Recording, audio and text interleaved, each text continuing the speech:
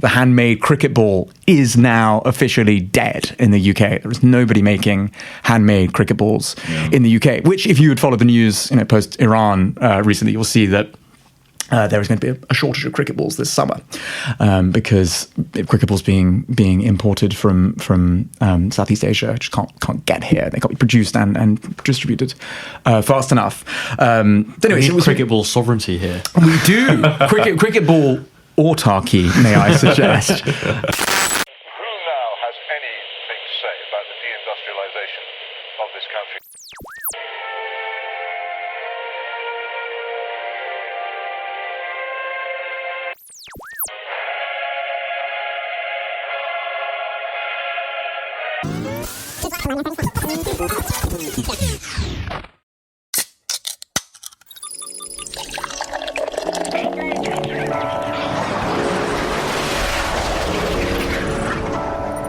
Georgian townhouses on the moon, the highest GDP per capita in the Milky Way. Small modular reactors under every village green. This is Anglo-futurism.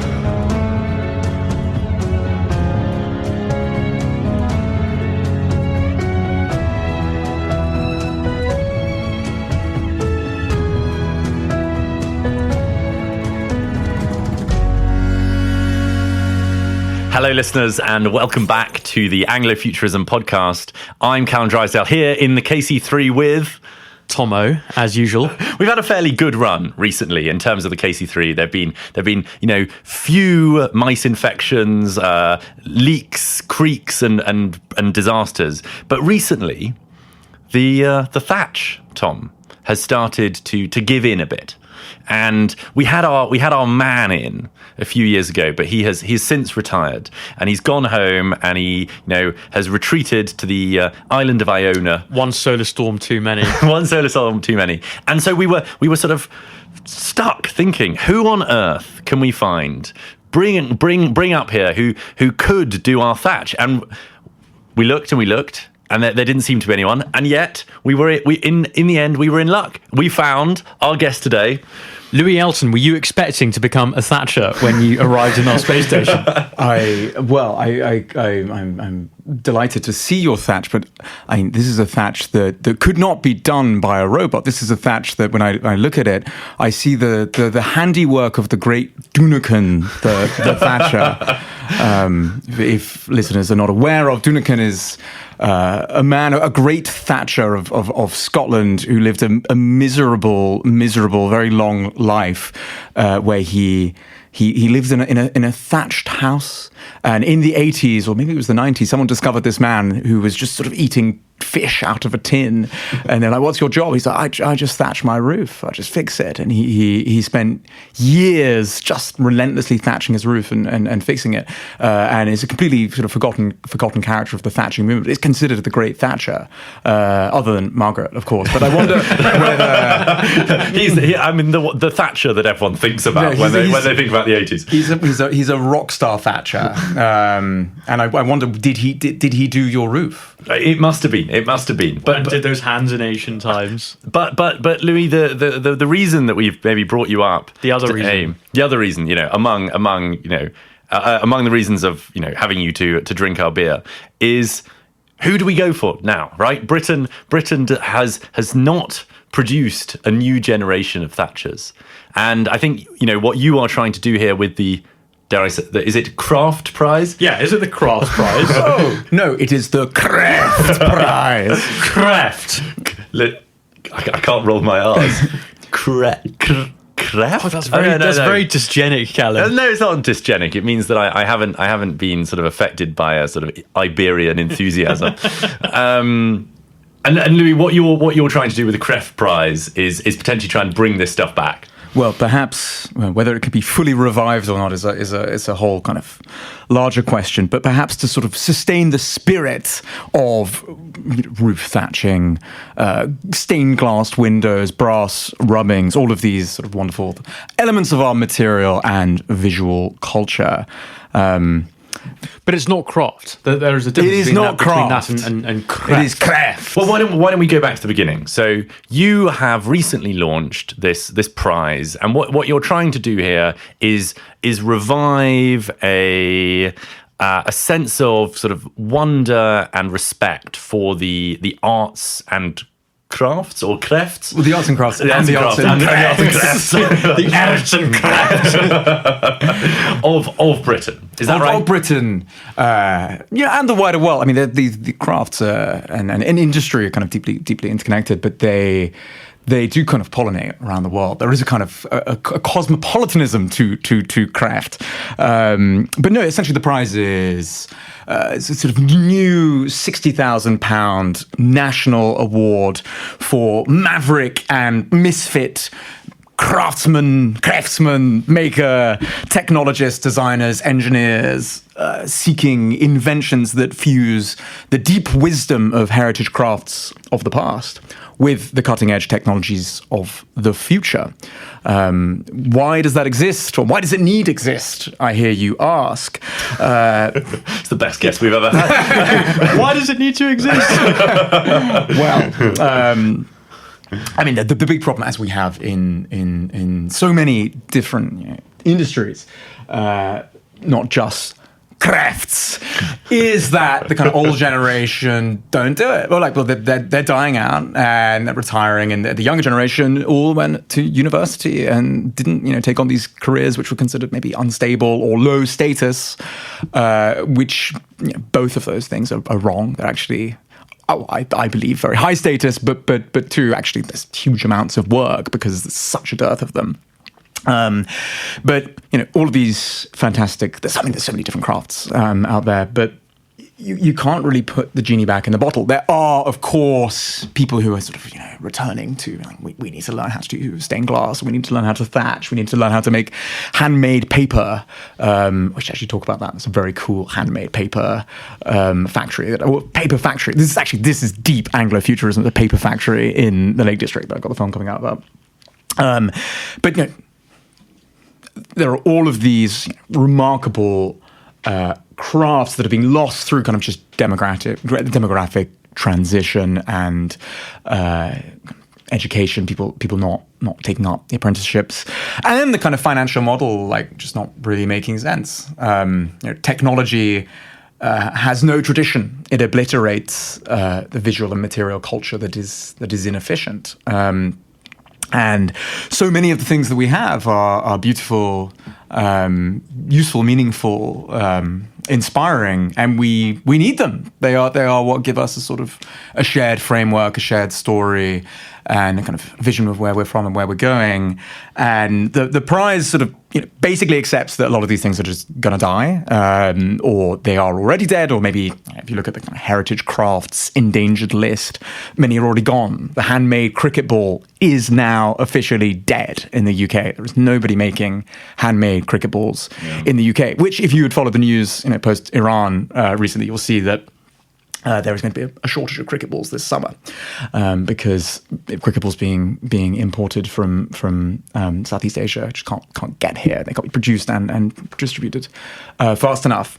Anyway, cricket ball sovereignty here. We do cricket ball autarky, may I suggest? But there's all of these.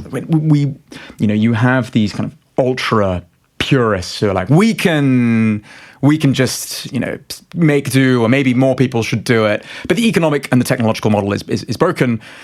However, there are various different signals of light emerging, people doing little weird and wacky experiments, whether it is people seeing that AI produces images in squares, and tiles are square, and we could perhaps restrain an AI stable diffusion model to make imagery in the style of Delftware or chinoiserie or different styles of the past that are kind of dying or dead or cost an absolute fortune to sustain with just hand painting.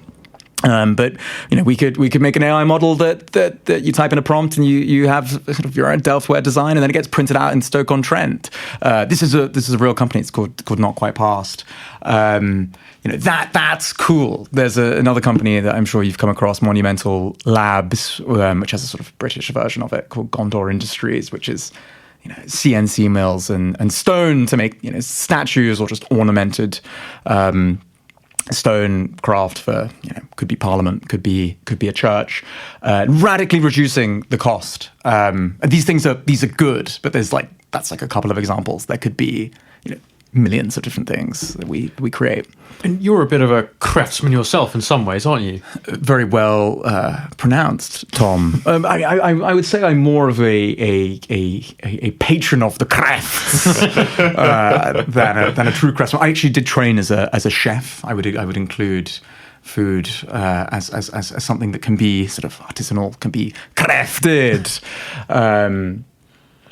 Suddenly mortified by the lamb chops we just fed you. Well, I feel as growing up as a child, my nickname was Lamb Chop, and I feel a kind of deep affinity with the lamb chop. Why were you called Lamb Chop? Unclear. It's just on the rugby field. My mother and sort of rugby coaches would be like, "Go on, Lamb Chop," in the sixth or the 15, to be clear. You're allowed to be called Lamb Chop in the sixth. Yes. Any higher than that, and you've got to get a proper name. Well, you've got to, or actually, I would suggest that in the first, you could probably also be Lamb Chop. The horseshoe theory of the rugby nickname. But no, the sort of the idea of craft, which we have still yet to explain to your curious listeners, is this idea of craft without the ash, the inferior term, kind of implies a sort of just this handmade. It's just like, it's handmade, as if that's the most important thing, which it is. I think it's very important. But if you actually kind of get back to the roots of craft, or indeed craft, you'll find that the word is not what you think. So kind of cast your minds back to the life of King Alfred the Great. You've just won the Battle of Edington, decides to retreat, and takes to, as all great kings do, translating the works of those that have come before him. And he takes the Consolations of Philosophy by Boethius, kind of Latin philosophical texts, and he starts to translate it into Anglo-Saxon, or Old English, whatever we want to call it. But the word craft keeps on appearing, but always in a compound, whether it is sort of word craft, it's like someone who's very good with words, or kind of like leech craft, which is like being good at medicine, as in you're good with leeches. And it's rarely used in isolation crafts, but in the instances where it is, it's used often as a translation for virtus, kind of virtuous. Anyway, there's a historian called Alexander Langlands who looked into this and was interested in craft. And he's a kind of very eccentric man who used to live on full replica ancient farms for 2 years. So Alexander Langlands he gets kind of deep into the guts of the origins of craft, and he keeps on sort of coming back to this idea of virtuous, and which is Latin virtue, as the origin of craft. And if you look actually German craft, it's always about power, skill, and essentially he comes to this idea that the true meaning of craft is not, I work with my hands and that's nice, or I'm really, there's a deep coordination between hand-eye coordination, I'm really good at making stuff. It's like absolutely not that. What in Alexander Langlands or Professor Langlands is mine craft truly is this kind of deep entanglement between kind of hand, eye, mind, body, historical, cultural, geographical, material intelligence, all coming together in a very potent, skillful means to kind of essentially will excellence into being. And so if craft is about forging excellence rather than kind of just mere craft, there is no reason why tools, technology are in tension with that. What it is about that kind of purity of deep mind-body world entanglement. So just as there could be sort of word craft, there could also be code Cræft. Code Cræft. And, CNC Cræft. Indeed. I mean, and that would be, the code craftsmen who were just sort of using Claude code and have a bunch of bloated code with lots of vibe crafting. Yeah, I think maybe vibe coding and Cræft coding might be the the diametrically opposed. Well, maybe it's more of a 2x2. There's like vibe coding to kind of like manual coding to what would be the slop crafting. Slop code. Like there's like yes. So there's slop and Cræft are surely oppositional. That's interesting. I mean, in my mind, yes. I mean, slop, and there's various different definitions. One would be that which is kind of easy to create, consume, and forget. Another would be content, which is just pure content without form, or like without virtue. Content that is not consciously created as well. Yes, and it's just sort of the swarm. Out it comes from the slot machine. Yes, and. But you can have physical slop as well. You can. I mean, you can have this would get me into trouble in certain corners, but there's lots of craft that is straight up slop. You go on like Etsy. I mean, Etsy's a great website, but there's lots of stuff which is like, oh, here's a handmade leather bookmark with sort of some dodgy sewing. You're like, this is the crafts, but it is not Cræft, a sort of shitty mug. Things with bamboo wood for me are physical slop. But there are some fantastic bamboo craftsmen out there. I couldn't name them, but they do exist. I've seen very good things. He's out of his element here. He's the wrong hemisphere. But there are. I mean, it's cultural. I would say that the slop and Cræft are very much the opposite, and that's kind of how I approach this whole thing. But there are things that are very pre-AI, the endless reheating of the detritus of like old pop culture, reboots of songs, films that were kind of big in the 90s, and marketers know we'll probably get our return on investment if we do this because the name recognition is there, rather than truly crafted storylines and music like that. I mean, it does strike me that we're in an age of slop. Yeah. Today, the slop is on the rise. So much as we might like Cræft to be the future, I wonder whether can we really argue that it is? Is it the future? No, it's not the future. It's definitely not the future. Yeah, but we must make it the future. Yeah. I mean, this is what I'm saying. Like inexorably, modernity is buffeting us away from Cræft, or is there a kind of post AGI world in which Cræft becomes more central to the way that we live? I would say yes. I agree that the default setting of modernity is the slop machine. That the kind of rise of ChatGPT 4.0, which stands for Omni, I think is very much a kind of signal of the future, right? It's like you can kind of import... It's low effort content. The lower effort, the better. Lower effort, to satisfy a single metric. And for me, that is actually the inverse of Cræft. I mean, there's two sides to it, right? There's the kind of production side and the consumption side. The production side is like, okay, you can just put in a prompt, you can put in some imagery, and you can just create stuff. It could be 8-second videos that you can compound, and eventually people get much better. Or longer with no thought, but someone's like, I can make 20 different Paddington videos, and then maybe one of them will go viral with just AI slop tools. And then meanwhile, the recommender algorithms have become completely reshaped by they've moved from the social graph to the interest graph. So it's like, what do people linger on? What do they pay attention to? And inevitably, that's kind of at the very worst gooning kind of pornographic adjacent content. At the very best, just kind of inane bullshit. And so very much kind of the systems of production consumption. Could there be a goon Cræft? I absolutely hope not.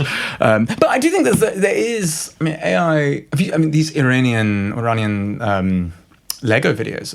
I think they're kind of amazing. I don't think I've seen those. Have you not been enjoying the Iranian propaganda? I have to say, it has made me convinced that the US, the great Satan, will fall. Because these videos are so convincing. I mean, do you want to explain what they are? Essentially, there is a studio in Iran who are using, I don't know what models they're using, but they're kind of generating anti-America, anti-Israel videos with like Lego characters. And so like when all the discourse was like, AI video is going to create deep fakes. Like, no, the really powerful thing is like making Lego videos about an F-35 getting shot down. So there's a sort of Lego F-35 that comes in, explodes, the weapons systems officer parachutes down and kind of starts crying and is captured by heroic Iranian nomads kind of thing, but all done in Lego. And this is what... And with the rap, I mean, there's a brilliant rap about Pete Hegseth. It is astonishing. It sounds like Lego Star Wars Tatooine. Well, I think, Louis, what I'm keen to understand is, the examples that you've given and the ones that we've kind of joked about are like, chinoiserie, Delft tileware, stoneware. There's a specific kind of approach here, which is take the old and apply modern techniques to it, and to do this in the new way. And I'm not going to use the word pastiche because Nicholas Boy Smith told us off. This is the using of old forms. Pastiche is a term of praise on this podcast until further notice. But specifically, like the use of new technology for it is a positive thing, and so on and so forth. But what I'm kind of interested in asking you about is, there has been a sort of simultaneously to this like slop production, there is a tradwife Cræft, which is, your sort of sourdoughs, it's your ginghams, which is also kind of pornographic and is kind of horrific. How would you separate Cræft and like the production of something really valuable from this like binary? Okay, well, it's almost as if I have an article forthcoming about this very topic in the good pages of Unheard. I think there's many things that we can kind of get our head around. The first is, I think there is the world of old aesthetics. It's like the Delftware example is very much here's an old thing that's nice.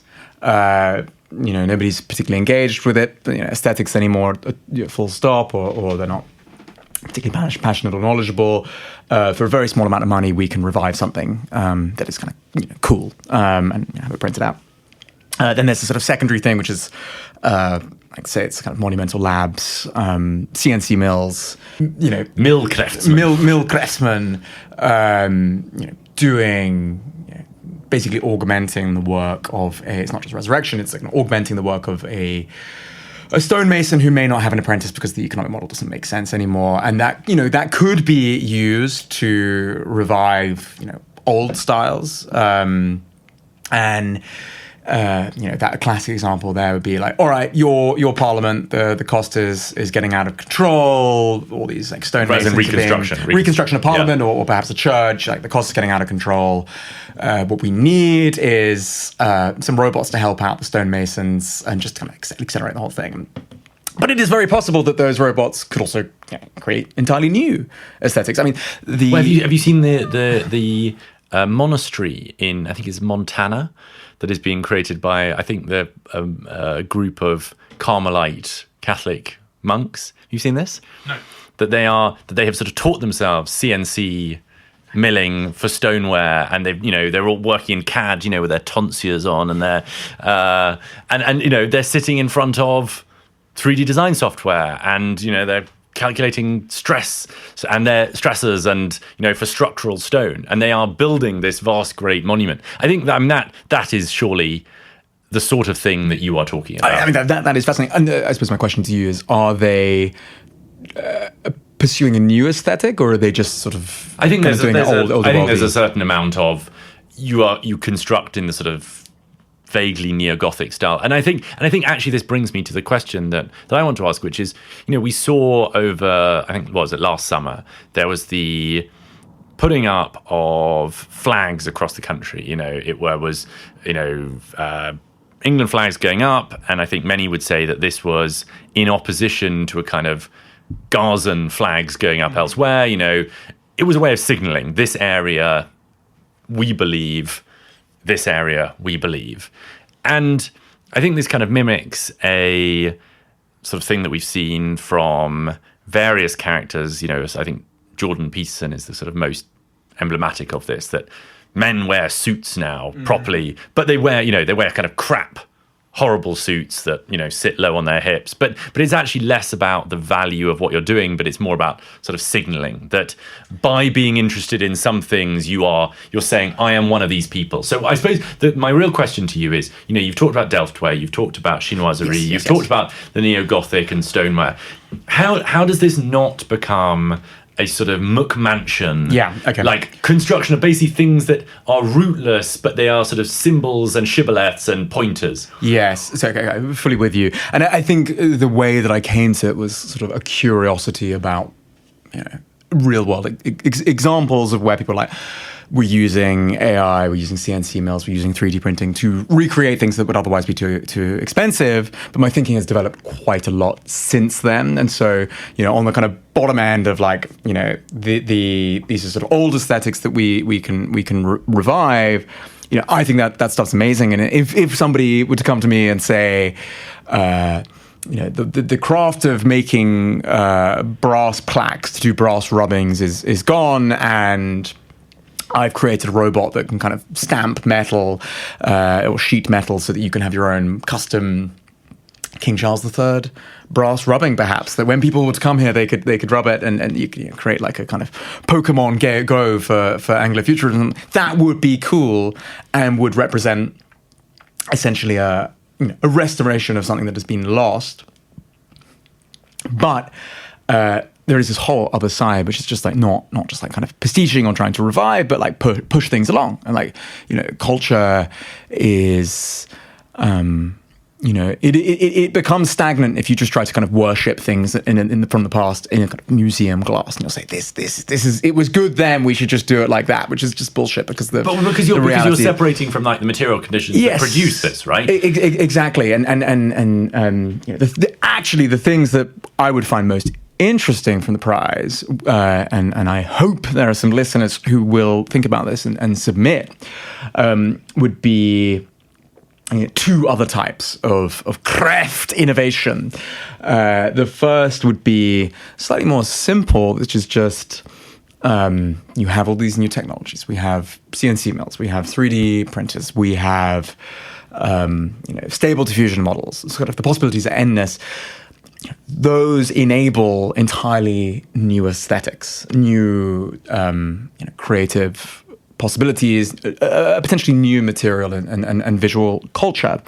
My mind always comes back when I think about this to this Chinese architectural studio, and actually several Iranian ones that do something kind of similar. But the Chinese one is most interesting, which it's called Archi Union, and they were like, okay, we've got these robots that can do stuff. We've got this AI CAD software, and they were building a gallery in Shanghai. And they were like, oh, we have all these old bricks that we were knocking about, kind of green and grey. We need to find some function for them. Let's recycle them. And there's this old craft of like jali, which is like kind of parametric bricklaying, and it creates kind of interesting patterns. It's very hard, but they were like, what if we were to push that idea of parametric bricklaying to its absolute, extreme?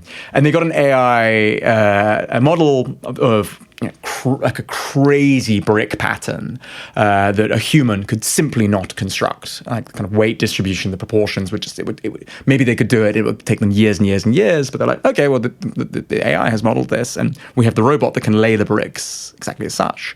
And they do it. It doesn't take very long. And you look at this gallery, it's called Qi Se in Shanghai, and it's one of the most stunningly interesting buildings that I've ever seen. And it's completely a product of the tools. I mean, there was this whole call for new aesthetics in January. I was going to ask you about this. This is the sort of Patrick Collison, Tyler Cowen. Yeah. I mean, this whole. I mean, we already have a new aesthetic. The AI kind of cyber-twee slop. It is a new aesthetic that is a product of the tooling, and as new tooling appears, we would never use something like that. No. Well, but this is the sort of question, right? Is that like this stuff is not top down? Like, however much Patrick Collison might want a new artistic movement, I suppose. I mean, the CIA did it. What with I don't think it's right. things. Think about Bauhaus. No, but that was the product of German intellectuals. Sure, it was the product of German intellectuals, but it was a response to material conditions. You know, it's the ornamentation is the natural product of handiwork, right? That industrial design eliminates ornamentation because when you don't handle something, there is no natural instinct to ornament. I mean, I suppose a similar idea is like the Ruskin idea of in contrast to, say, like put the neoclassical in contrast to, well, not contrast as kind of equivalent to, the Bauhaus or perhaps kind of international style, is like you have these kind of very sharp geometric lines that are soulless, and the Gothic revival is very much kind of the imperfection of the stone craftsman or the stonemason's hand. I mean, the straight line is a good example when we talk about things like CNC-milled, right? Or like the early 2000s, that like very liquid metal idea,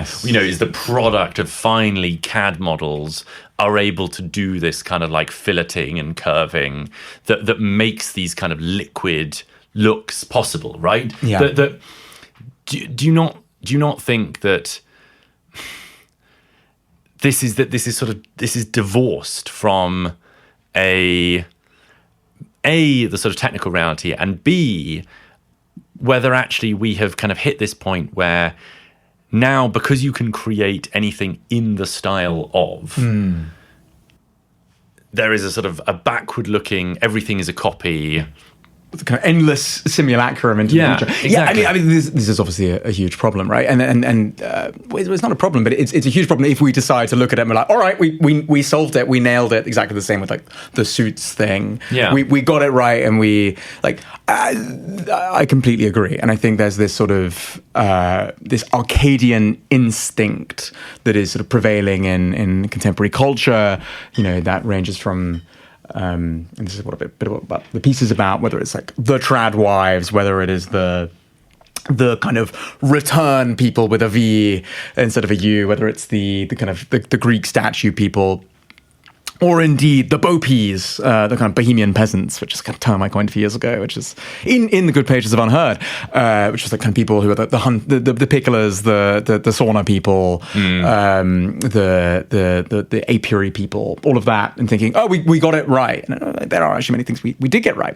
But it's like that is not the end point of culture. I think what is more interesting and more ambitious for the prize, and if somebody is to submit with an idea of like, there's this affordance that is only possible because of CNC mills and 3D modeling software that I don't even know exists. It creates this shape, this structure, and I've decoded, some application, or it's like a wall, or it could be building walls, or it could be homes, or it could be making clothes, or cutting glass to make stained glass windows, or whatever. And there's something that I want to make in the world, but the emerging tools enable us to kind of completely reconceive how that could even be possible, and we're going to just like push that further. That's awesome. I really, really want to see that. I think much harder to do, but if executed well, like incredible.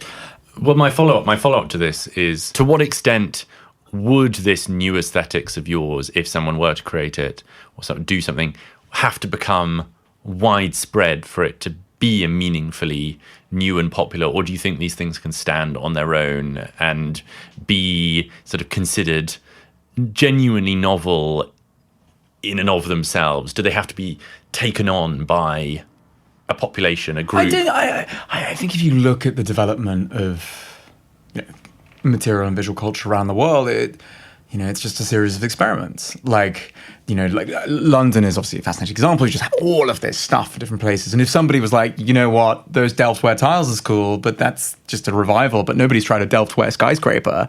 And the cost of doing that is, entirely new. And we could do things, we could do hodgepodge skyscraper of Delftware chinoiserie and liquid metal, whatever. That kind of remix culture has always been part of the way that aesthetic cultures have developed. But I think that there are just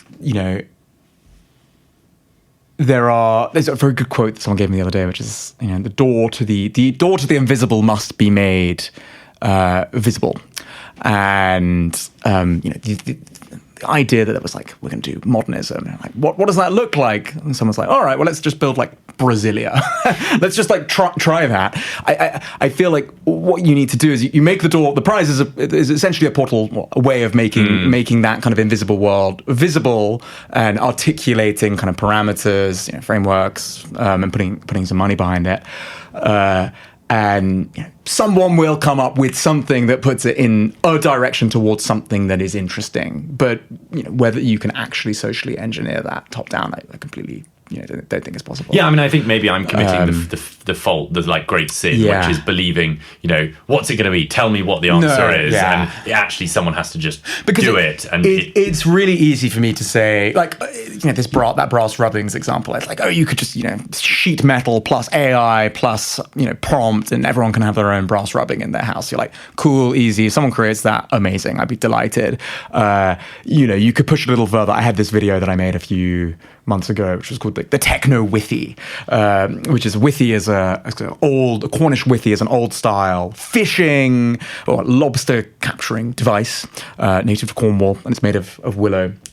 It takes 4 or 5 hours to make one. You throw it in the sea, pull up your lobsters. These are obviously entirely unscalable compared to like lobster pots.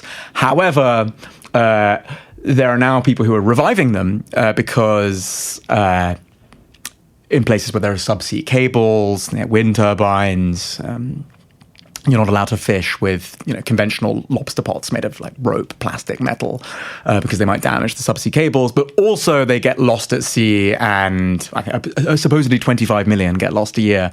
And they just sort of do this endless ghost fishing where a lobster goes in, it dies, another one sees it, goes, and then it just kind of keeps on fishing, and we're not kind of reaping any of the benefits. And I was like, oh, okay, well, let's take these Cornish withy pot as a concept of like kind of decomposing wooden with some sort of sexy little pot, and let's 3D print one with like a biopolymer, algae-based biopolymer, but in the style for the fun of it, and like try it out.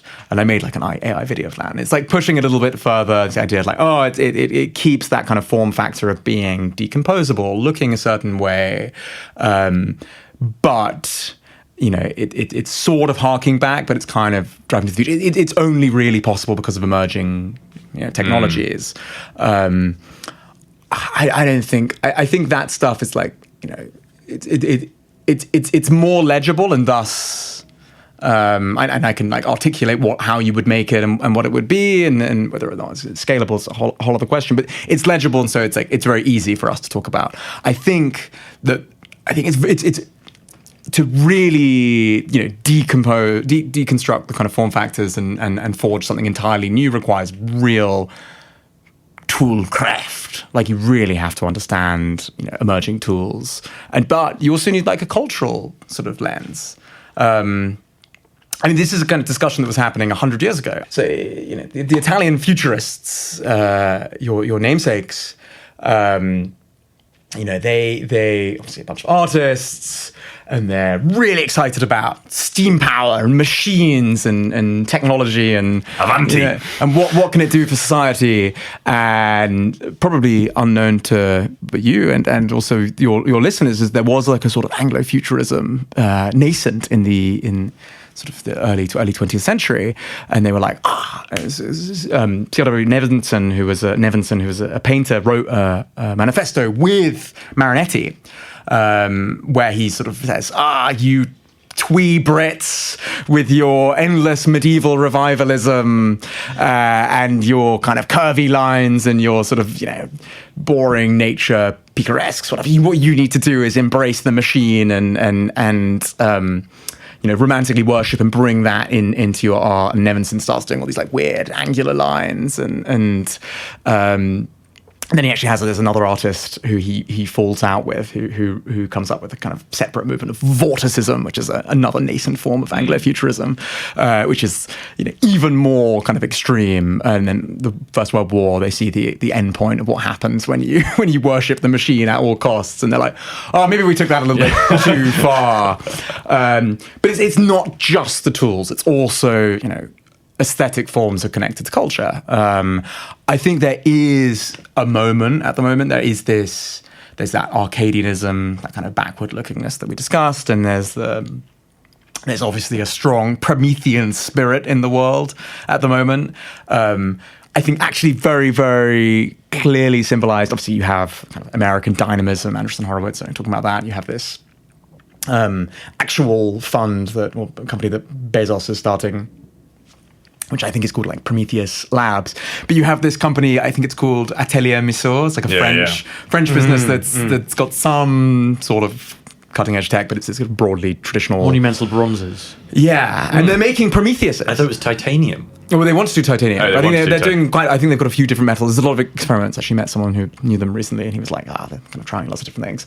But they want to put Prometheus everywhere, and that is an ethic and a spirit that will shape an aesthetic, whether or not just because the tools can create new aesthetics doesn't mean they are good. So you are.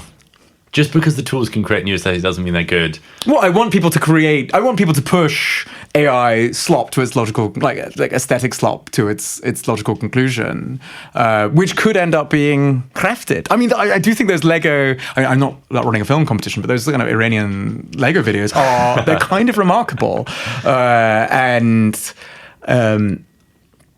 whether it is in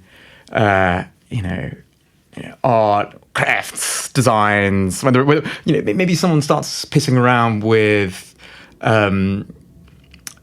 generative AI imagery, and I don't know if a CNC-milled can cut glass, but like starts doing kind of really elaborate glass, like stained glass work, but with a whole sort of cultural dimension to it. Well, this is this point, right? And I think it cuts to the heart of what we're talking about, because when I said about that signaling thing, that this is a sort of cultural exercise and potentially what is difficult to people about things like Vorticism or Bauhaus or the steel and glass skyscrapers, is that they feel separated, and that maybe this is a case of kind of woke more correct, that you need to have examples of your history in a sort of skeuomorphic way to make what is new feel safer and less sort of scary. That again, this is just it's largely it's signaling. Like, I think there's a real problem here when we talk about slop and we talk about like when production gets easier and easier and easier, that real work that goes into making something and the sort of physical limitations that shape something basically vanish, and everything just becomes signaling. We have another precedent for this, which is obviously the camera. Impressionism, I don't believe, would have existed in the same way that it did, particularly post-impressionism, without the camera. Like photography, pushed people to have to think about, like, well, what's a different way of, creating emotion, creating feelings. Again, this is visual art, which is not really my world, but it's not just about making aesthetics or innovation palatable to people. You can take a step back and you think about what are the problems, what are the feelings, what are the moods, what are the things we want to explore in society today that can create entirely, new needs and desires and feelings that artists, craftsmen respond to. So I don't think I'm fairly not negative, but I think the kind of pastiche twee, just kind of pure revival stuff is like it's easier, but it is less interesting. But it's easier to execute. So I mean, someone could actually build something fantastic there in the next few months, and it would be cool. I'm not so interested in people who are just like substituting stuff that already exists. You look like you're about to say something, Tom. Well, I want to know more about the place of Cræft in what might genuinely be a post-AGI future fairly soon. Wait, define your terms. What do you actually see as a post-AGI future? A world of abundance and plenty, post-work, perhaps, And those who look at this future more optimistically might suggest that there'll be more emphasis on using one's hands and enjoying one's senses, I suppose, rather than being hooked to the eternal slot machine. And this seems to me to be a world in which crafts might indeed thrive. They could. I'm quite cynical about these things. I mean, I feel like there's this massive problem, which is why I kind of became very interested in craft, which is like people not really having an idea of what the human is for beyond being a pleasure consumption machine. And so, you know, AGI future, my like default expectation is people plugged in, you know, iPhone connected to their eyes. Well, it's the heroin and blowjobs machine, right? Yeah, and it's like absolutely Or the Wall-E thing. but absolutely Pick your poison. like I maybe gave myself away a bit. hyper bespoke pleasure palaces for one. Like, you know, all of your search history and you know, scroll history fed back to you in the most perfectly optimized you know, generative AI 24-hour film that never stops, like the entertainment, as I'm sure Dave Foster Wallace would call it. That to me feels like the default setting of where we're going. And so for something like, you know, Cræft to become the antidote to that, I think you probably, you know, you can't do it top down, but probably it's people being like, that's not good. well, maybe this is the question we need to ask then, right? In that, like, you know, people like Ruskin or Morris saw themselves often in opposition to the like totalizing effects. I mean, you know, even Charles de Gaulle, right? You know, the homogenizing effects of international capital. I think what Anglo-futurism and potentially you are trying to do is perform some form of synthesis. But like, what is the grounds? What's the rubric? What's the scoring metric for good craft? Like, on what? How do you recognize it, or is it just a you know it when you see it kind of thing? Because that to me feels like that risks sliding into slop. Because if it's just, oh yeah, I guess I vibe with it kind of thing. But the moment you introduce a goal, that's when the craft is destroyed. That's where slop arises. So you would say, yeah, it has to be an intuitive know it when you see it sort of thing. So you think? I mean, I suppose this is the case, like, you know, the bodybuilder thing, right? That the reason that you can't make Greek statues anymore is people aimed at these and then like way past them into sort of caricature. That the bodybuilder is the most like, is like the perversion of this male figure. So the kouros doesn't make sense. Would you say this is true here? Well, I think there's multiple elements. There's like, is the question, you know, what is the purpose of society in a post-AGI world, and what should we be doing? Is it, what's the, like, is the question, another question is you know, engaging in the arts and crafts a meaningful activity for humans to be doing in a post-AGI world? You know, you could go down the route of like, oh, it's like good for your mental health. People will be doing things, making things that will keep them busy. That's like not. I think that's probably good. It's not actually that interesting to me. It'd be good if everyone was doing that. I would love if you know, everyone was dancing around the crafted maypole and eating some sort of you know, rare breed of a pig that people had managed to use AI to genetically engineer or whatever. But do you not think this is kind of the same thing of what, like, Drupka Kunli refers to as, you know, when the East Asians figure out that high openness is good for you, you know, you'll be sent for your near-death experience class that will, or your opening your third eye lesson after lunch, right? That yes. The problem with these things is, as Tom has said, I think quite rightly, that the moment you create something as an objective and it can be hill climbed, you arrive there too quickly and you almost don't like the consequences of this, what was meant to be a very distant and abstract goal. And I suppose this is the fundamental problem with modern aesthetics, I would say, in almost any artistic field that humanity has touched since around 1900. It has become mechanized and people know roughly what they want, and we can churn it out to a standard. And that means that the magic and intuitive joy is gone. And this is true of almost any field you can think about in the West. Even journalism, where where I spent most of my time professionally.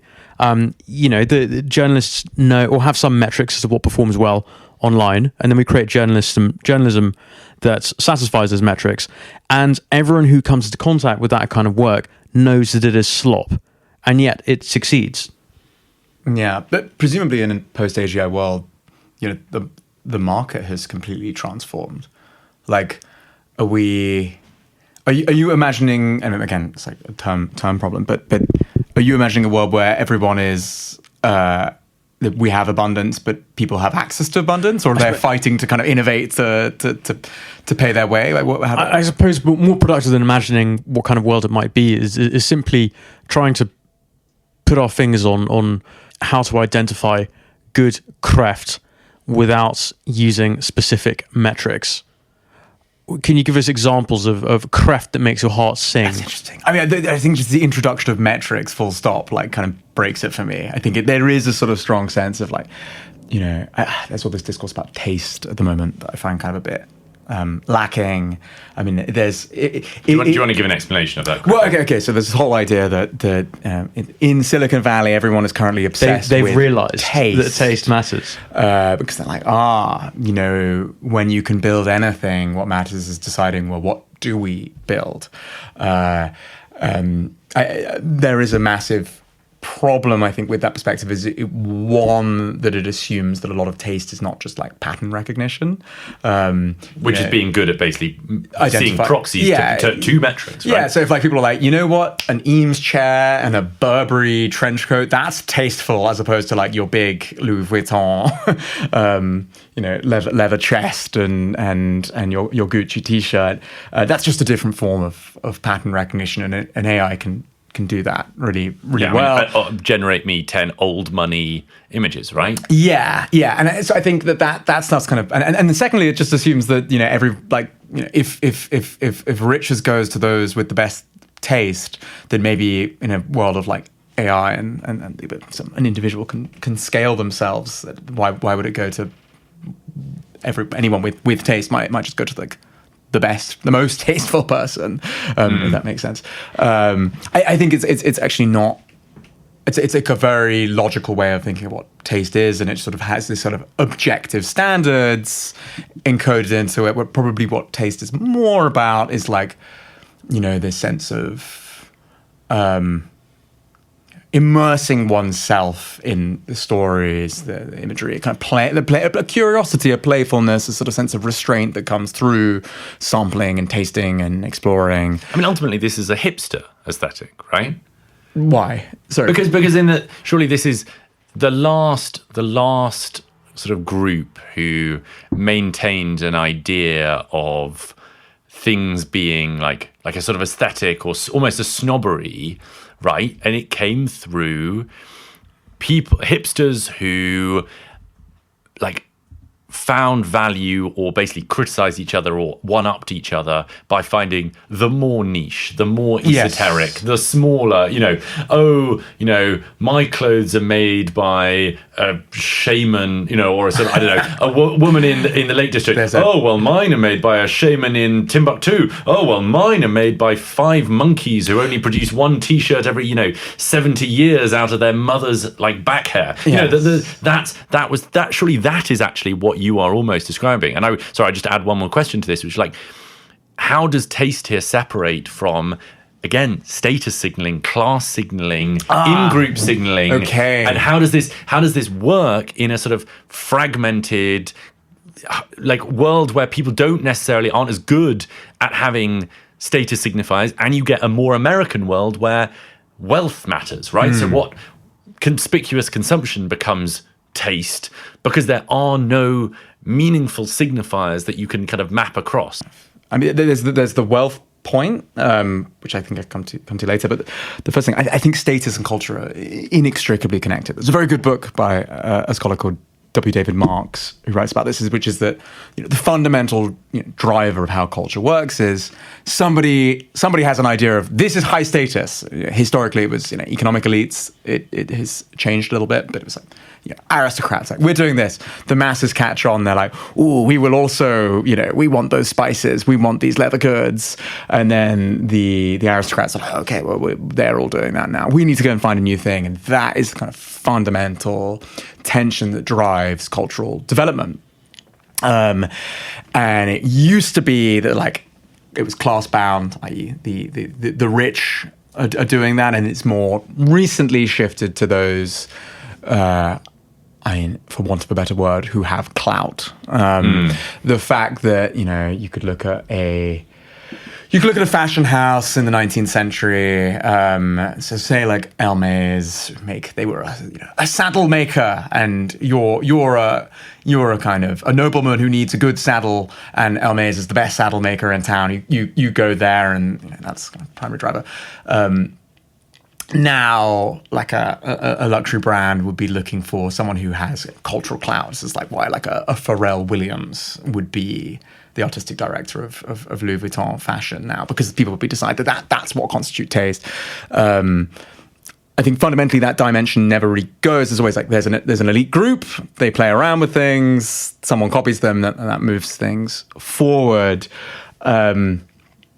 But I think like we're kind of getting a bit of ahead of ourselves. Like, I think the purpose of Cræft is not necessarily about trying to, socially engineer, or the prize at least, to socially engineer a new high status elite culture, aesthetic culture, visual culture, but rather just to sort of stimulate experiments. But do you not think this is basically just the kind of London tech world making itself a flag, almost, in that, like, maybe when you have this fragmentation of elites, you get, rather than having a single hierarchy, you have multiple fragmented ones. And, I think I can't remember, it's Venkatesh Rao. I think it's Venkatesh Rao who talks about, like, mops, nerds, mops, and sociopaths, that, like, you create a culture and it's all by people who are creating and impassioned together, and then mops turn up who appreciate it but bring money in, but also dilute that energy that created it, and then sociopaths turn up and commercialize and tear it all apart, and people move on. This is an example of a kind of ethnogenesis, isn't the right word, but sort of culture genesis of a new group. The British Craft Prize. Yeah. Perhaps.